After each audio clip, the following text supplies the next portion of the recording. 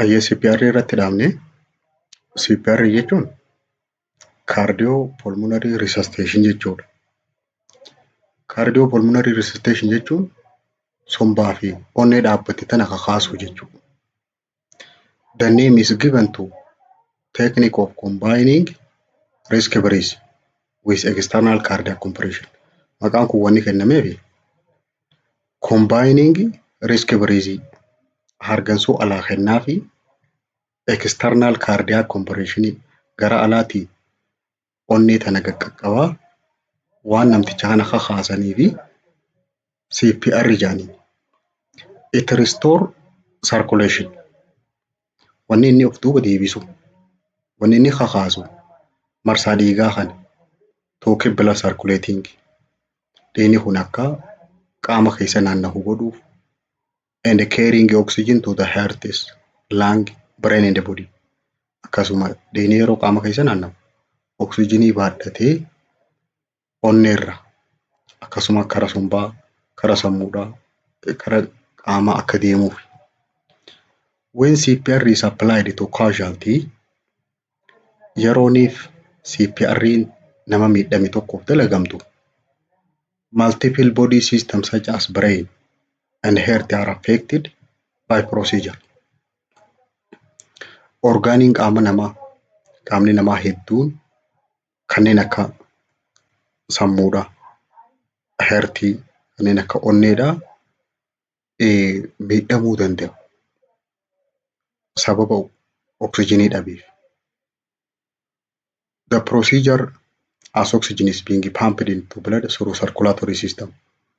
Yeroonii fi dhiigni onnee keessaa bahu kun gahaa ta'uu baate akkasumas oksijiinii qaama keessaa yeroo hanqate qaama kana keessaa orgaanii hedduu miidhamuu danda'a, sammuu dabalatee.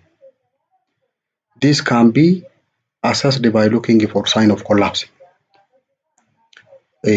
Mallattoolee qaamni kun dhiiga dhabuudhaa, mallattoon dhiigni qaama keessa deemu kun dhaabbachuudhaa, laaluudhaani indication of life threatening situation, wantoota lubbuu namaatiif sodaachiftuu taate haa kanneen akka stop breathing, hargansuun dhaabbachuu, no pulse, unconsciousness, dhawannaan dhabamuu, dhawannaan dhiigaa akkasumas of wallaaluun faanii mallattoolee dhiigni qaama keessa deemu jiru kun dhaabbachuu isaa agarsiisa.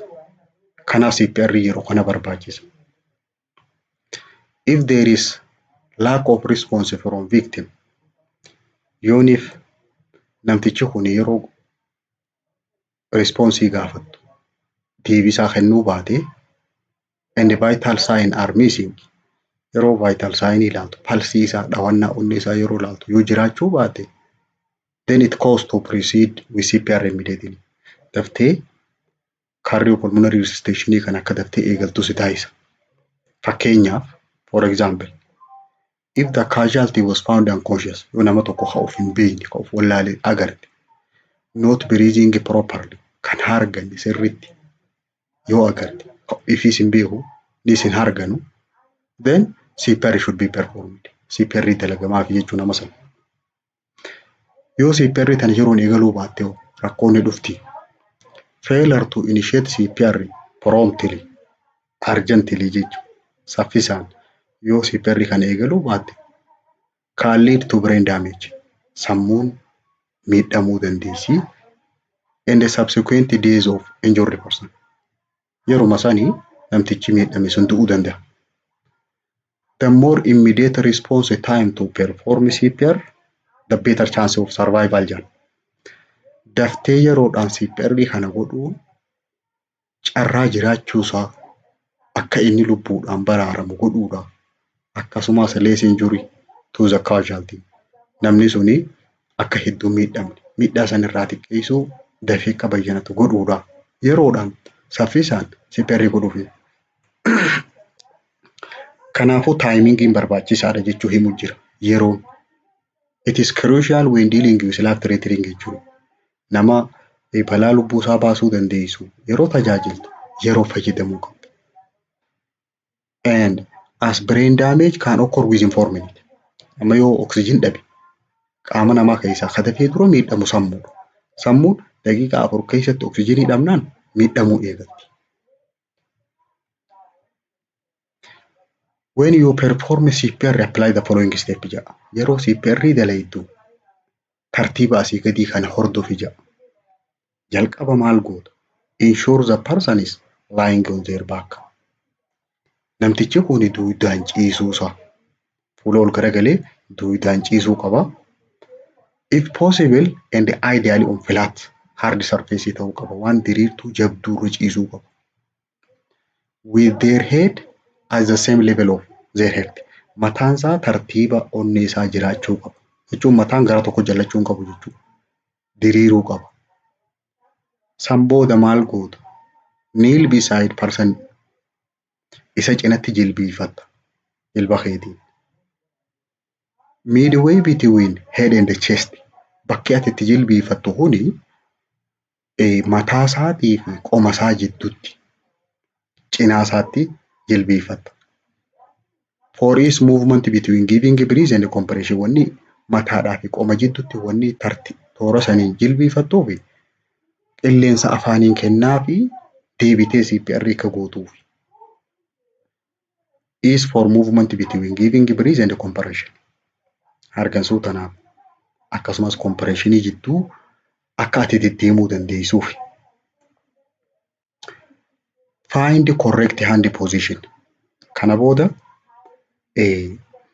iddoo sirriidhaa. Hand correctionii positionii sirriidhaa barbaadda. This is in the center of chest. Walakkaa qomaarra iddoon tun. Apply pressure to the sternum. Kana booda sternamiin lafee qoma tana walakkaa irra gaddeemtu kanarra harka gaanaa harka keetiitiin with the heel of your hand jechuun hiiliin sanacha kana gara duubaa kanaanii karaa lafeen humniti jirtuun kan achiini qabda. Keeping your finger up. Quba keerraa ol qabdeeti gaanaa kee kanaan qaqqabde jechuudha. With the other hands, harka biraatiin harka kaaniin ammoo grip wrist of the hand on the chest. Harka kee kaaniin gubbaarra wal gubbaa interlock goota. Place over the top of first hand. Harka jalqaba isa gubbaa keessisan gubbaarra harka kaaniin keessa. Use two hand for adult. Yoo nama ga'eessa taate harka lama fayyadamta. One for child. Yoo ijoollee taate harka tokkoon. And the pad of two finger for infant. Yoo ijoollee xixiqqishoo taate immoo qaama tokko gadi taate quba kee lamaan quba lamaanii dhooyta. Qoma tana qaqqabda. Keep your shoulder directly over your hands when making compression. Qoma teetii fi harka kee tartiiba tokko godhuu qabda. Qomti tee harki kee jallachuu hin qabu. Golboo ta'uu hin qabu. Maaliif harki kee diriiruu qabu? Gad. This will help you push straight down. Akka sirri qaqqabduu fi chestiin akka sirri qaqqabamtu godhuudhaaf tartiibaan. Harki kee diriiruu qaba. Yeroo qoma namtichaa san qaqqabdu. Compress the lower part of sternum by up to third of chest dips. Takka sadaffaa qomaa kana yeroo qaqqabdu takka sadaffaan si godhachuu qaba.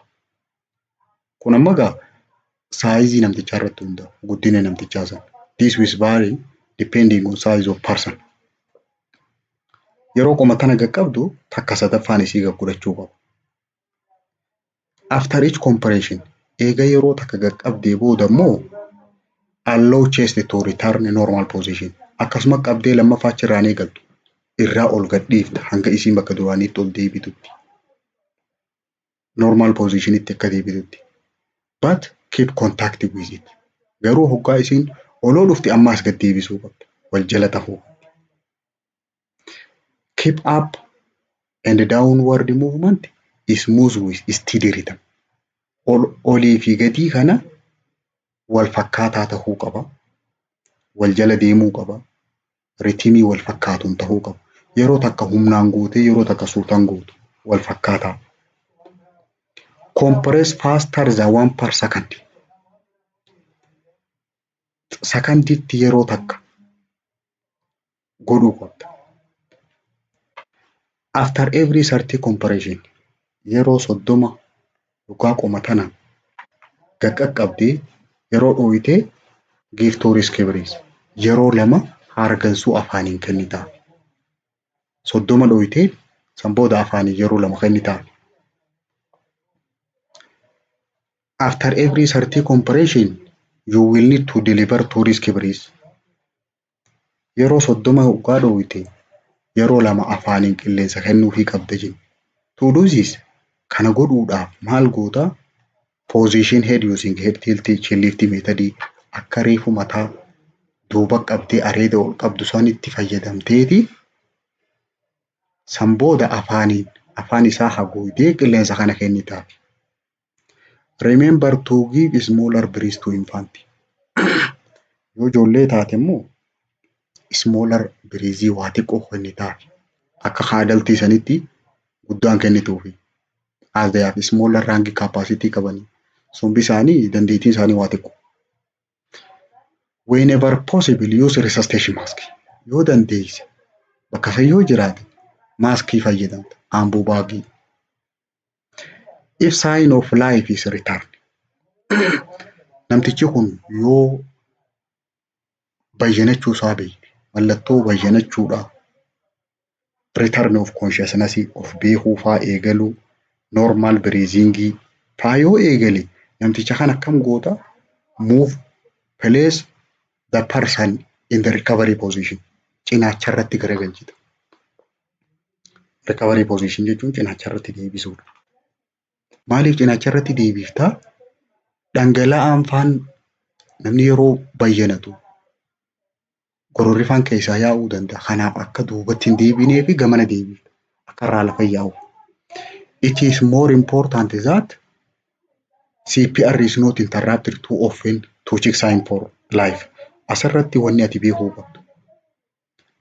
Namtichi kun akka wayyaa ilaala jettee CPR kana adda muruu hin qabdu. Hanga inni mallattoo ka'aa jiraachuu sana hanga inni agarsiisutti. Regular checking has been shown to reduce survival rate.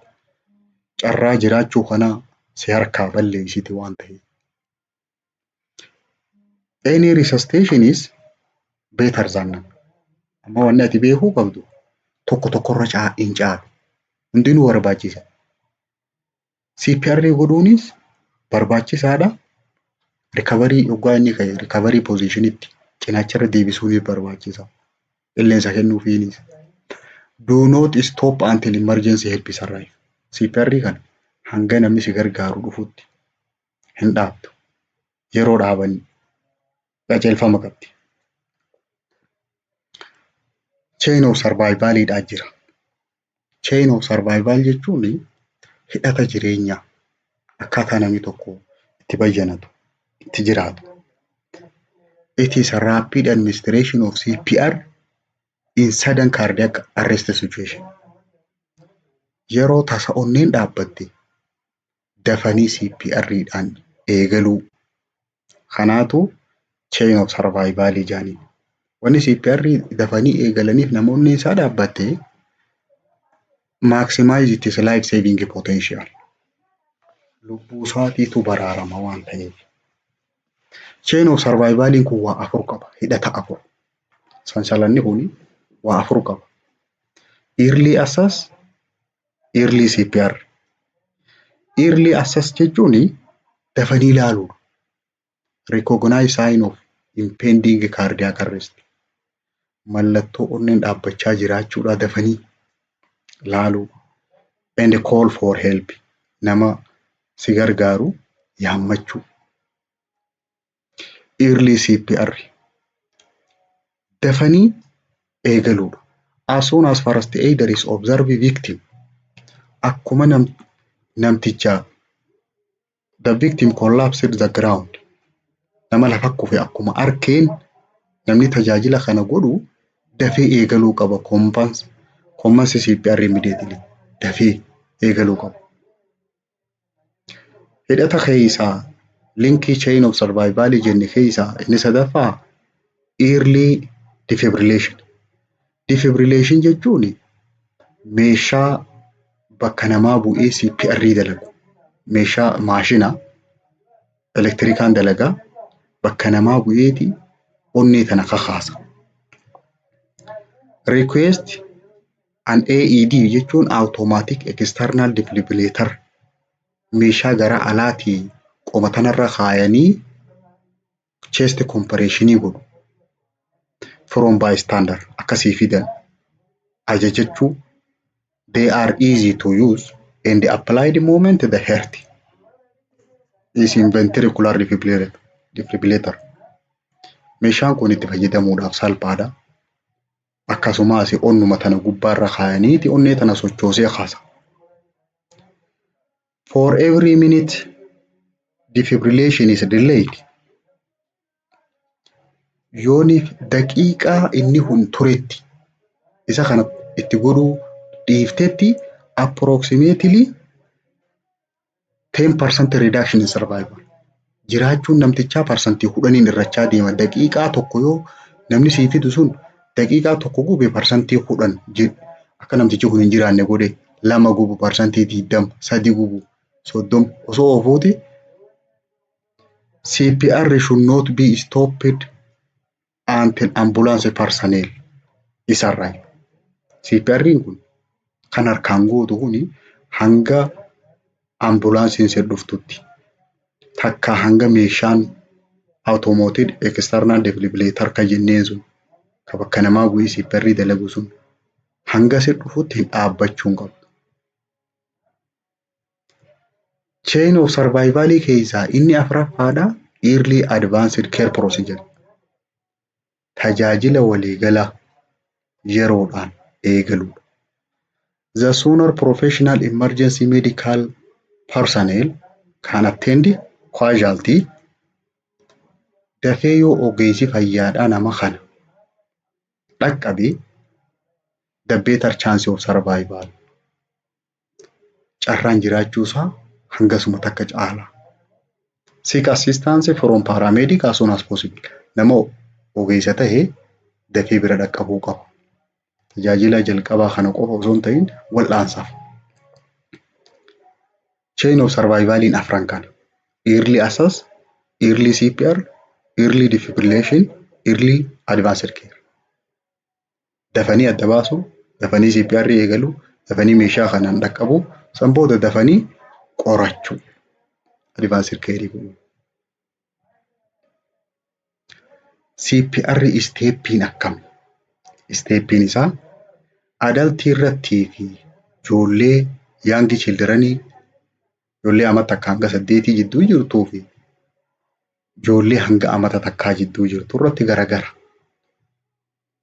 Jalqaba head tilt yeroo gootu mataa kana duubatti yeroo qabdu adaltii irratti fuulee tilt baakidha. Guutumaa guutuu duuba qabda. Ijoollee hanga ama 8 jirtu immoo partially waa xiqqoo qabda. Infantii irratti mataan qabdu. Ijoollee amata takkaa gadiitti mataa duubatti hin qabdu. No head in neutral position akkuma ciiftutti. Chin tiltii hooni goota areeda wal qabda hundarratti hooni goota. Yeesiidha. Biriizii hangam takka kan inni taate afaaniin argamsuusan two full biriizii. Sirri gafurattee hogguu lama afaanii. Sirri kenni taate yoo nama guddaa taate.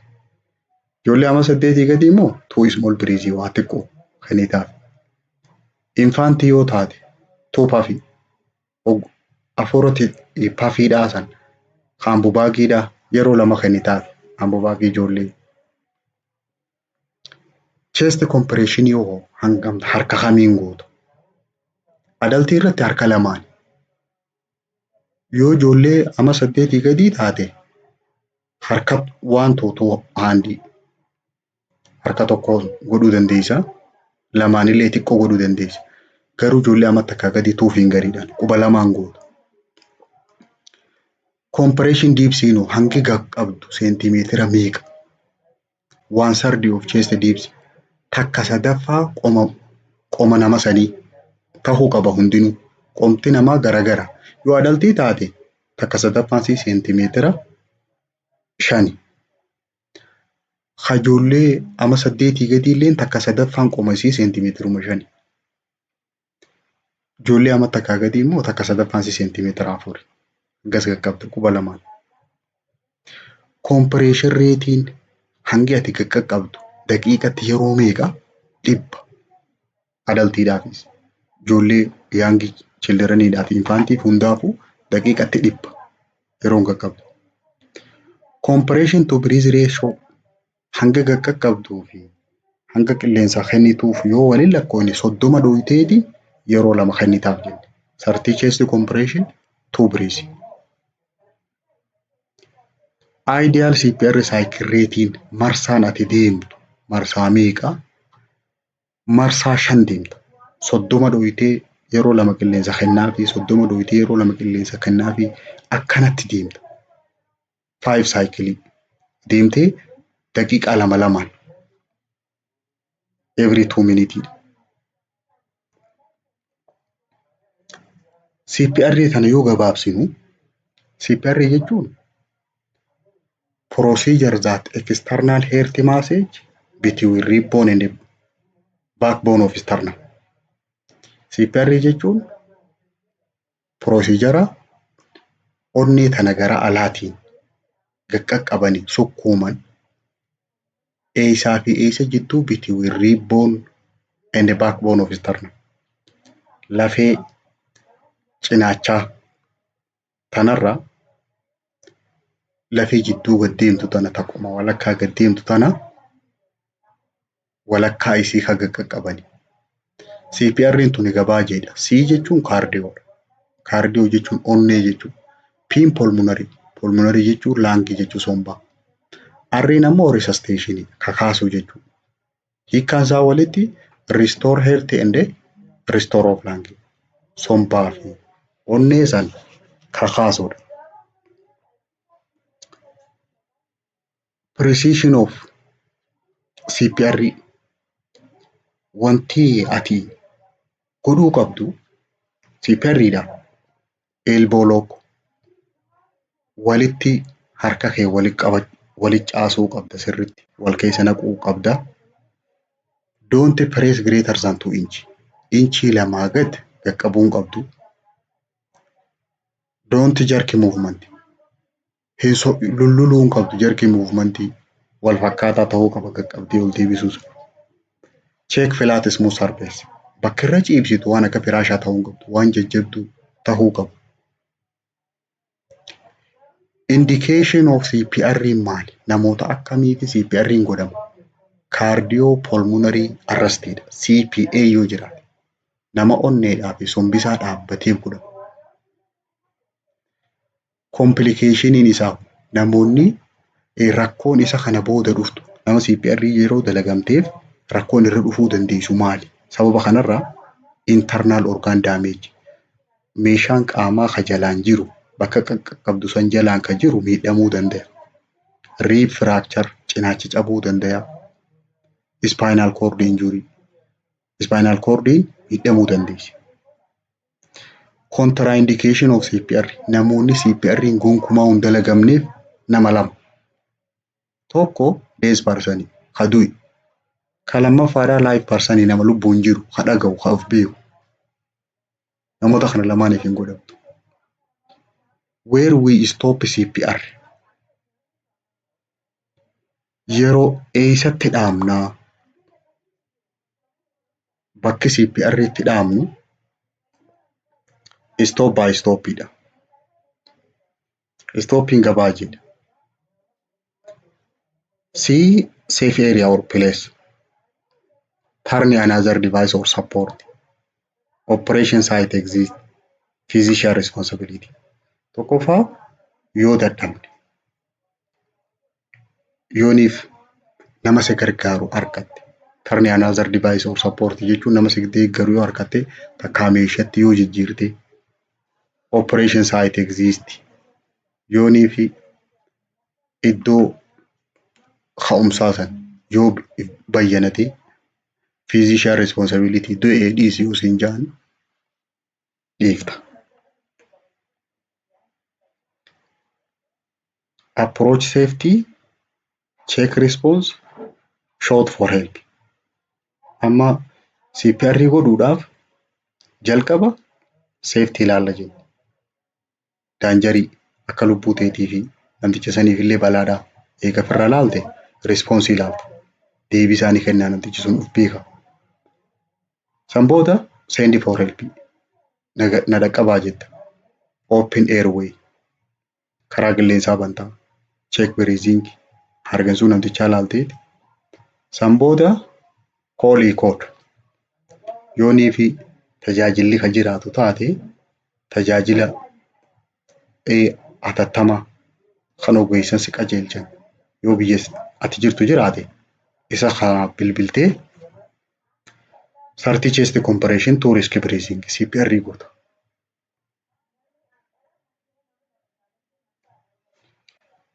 Inni itti aanu choking mata duree haarayaa. Choking jechuun karaan qilleensaa kun cufamuu hudhamuudhaan choking jedhama.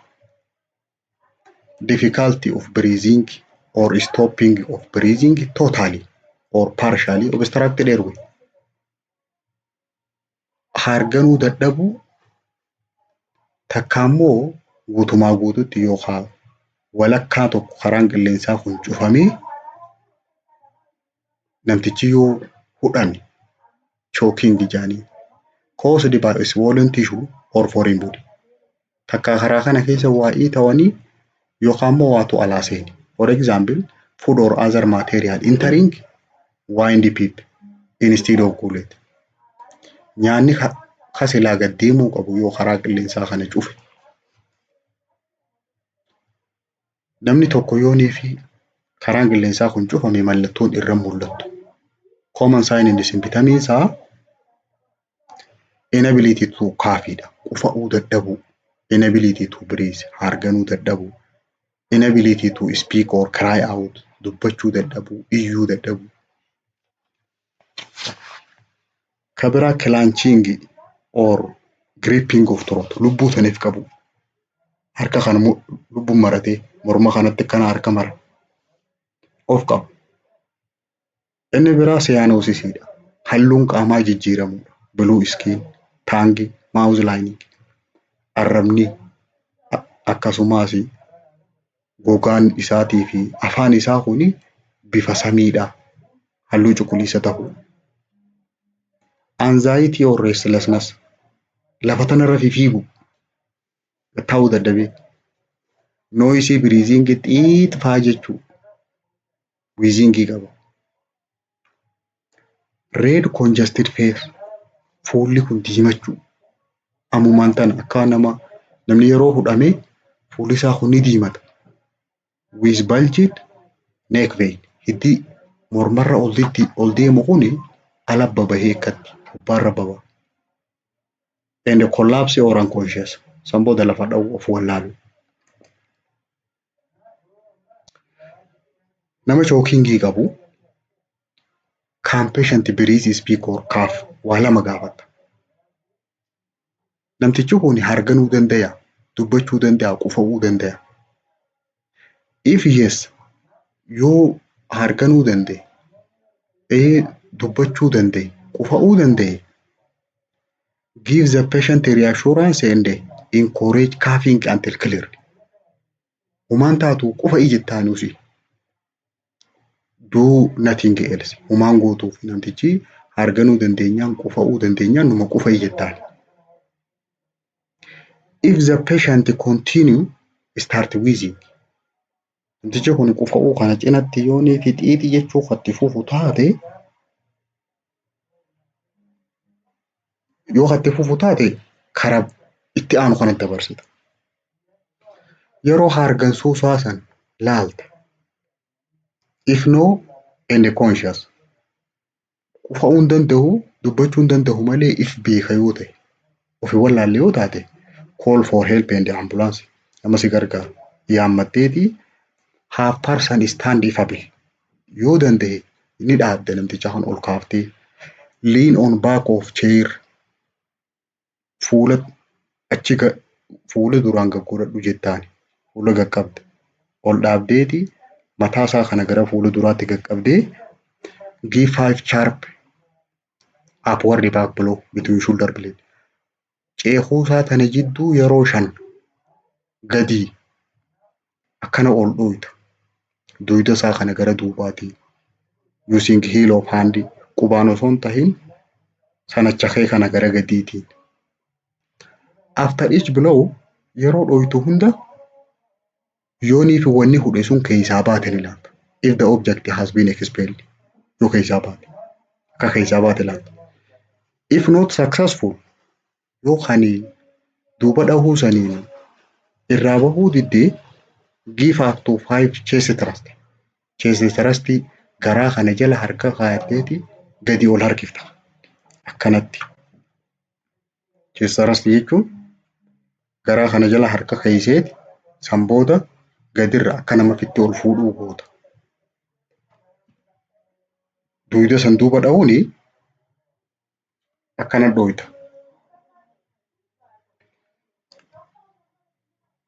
Similar but slower sharper than isa duubarra dhooytu sanirra suuta inni garaa yeroo gara olitti harkiftu. Check see if the object has been expelled. Yoo namtichi kan waan san irraa baate taate ni ilaalta. If person become unconscious yoo namtichi kan wallaale taate maal gootu? So ati dhooytu takka garaa kana gadi ol harkiftu yoo si harkatti of wallaale gachiibsita. Lie person on side try to clear airway gachiibsiteeti cinaacha irratti karaa qilleensaa banta. San booda afaan isaa keessa gallaalta. Check mouth for visible origin material. Wanni biraa yoo afaan keessa jiraatte ilaalta. Use head tilt and jaw support to open airway. Head tiltiidhaa fi chillitti san gargaaramtee afaan namtichaa banta. Look, listen and feel for breath sign. Mallattoon hargansuudhaa yoo jiraatte ni dhageeffatta akka haree fuusan. If person is still not breathing, namtichi yoo hargansuu hin qabaanne taate ABC basic life support isan eegalta. Gubbaa sanitti ol deebigaa.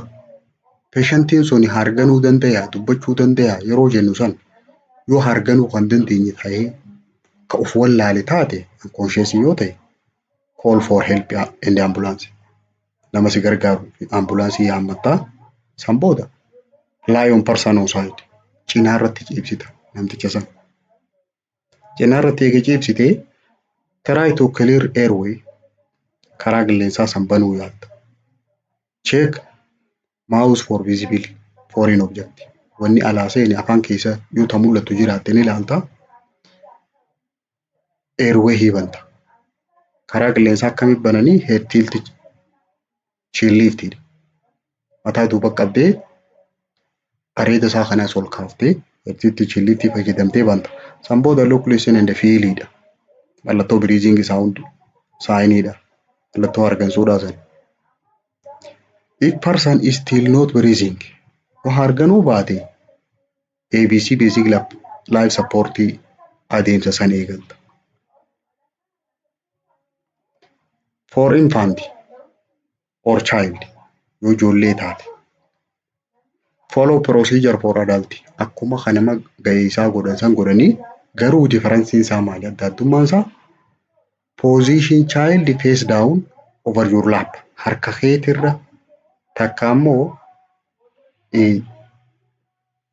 taphatee tanarra gadoo ciibsita. Asirra gadoo ciibsiteeti yeroo fuula garagale giraavidiitiidhaan sababa gadoo garagalee wanni sun keessaa baate. Position head lower than chest. Mataan qomaa gad ta'uu qaba. Gaggaragaluu qaba jechuudha.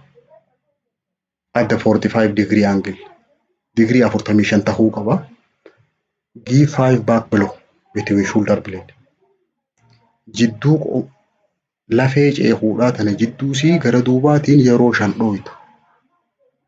While giving back blow garuu yeroo ni duyda kana duuba dhooytu kana support child head by placing hand around jaw.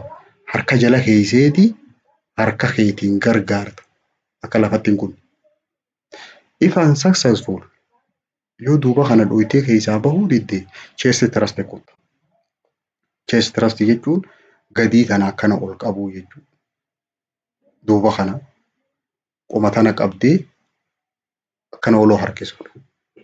If child become unconscious, osoo kana gootu yoo of wallaalte and stop breathing, hargansuun isiitis yoo dhaabbate CPR eegalta. Akkaataan itti dhoytu akkana qaqqabdeeti duuba kanarra dhoyta. Adult choking first aid wanni gootu nama gahee isaa encourage victim to cough if possible, yoo dandeesse qufa ijjettaani. San booda 5 back below first. Walakkaa ceekuudhaa tana yeroo 5 dhoyta. First deliver 5 back below between person shoulder. Shoulder blade lafee ceekuudhaa tana jidduu gaanaa harka keetiiti yeroo 5 dhoyta. 5 abdominal thrust. Abdominal thrust jechuun yoo duuda kana dhoyitee dadhabdee san booda abdominal thrust garaa kana qabdee akkana oloo fuuta. Alternate between 5 below and 5 thrust. Hanga inni sun keessaa bahutti duuda keessa hoggu 5 dhawaa thrustii kana gadi garaa kana ol harkisaa yeroo 5 wal faana 5 gadi ol harkiftee 5 duuda keessa dhoyta. Standing behind him or dislodged. Namticha kana mataan isaa fuula duratti jechuu qaba. Isaa fuula dura gaggodhate san duubaa dhoyta. Yeroo gadirraa thrustii abdominal thrustii gootu sanillee mataan isaa fuula duratti jechuu qaba. Akkamitti abdominal thrustii godhanii? Make fist arm around the person. Harka isa kana maratta. Namticha kana mudhii isaatti akkana maratteeti eegaa asin marattee booda harka isa gara qaama namtichaatti ci'aanu saniin oloo kanatti harke.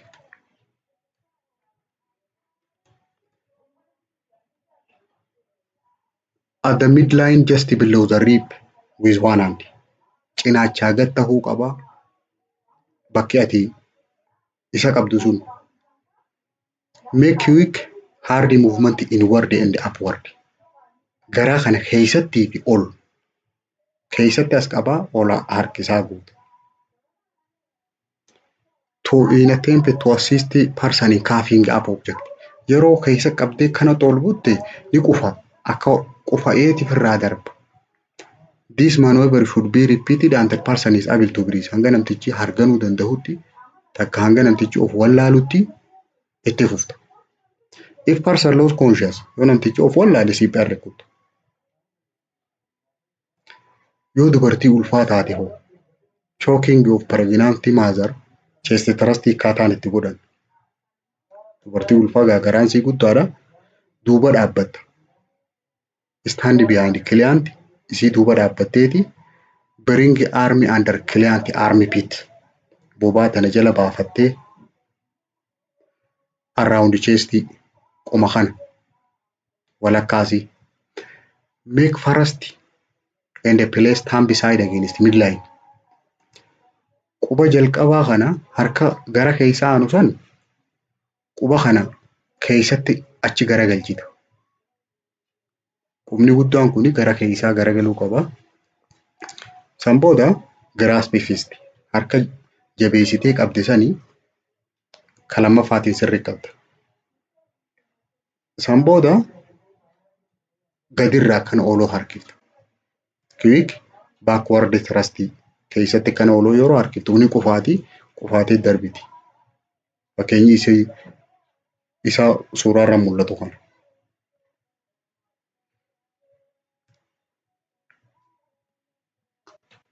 Inni itti aanu shookiidha. Shookii galgala boruutti itti dacha'an.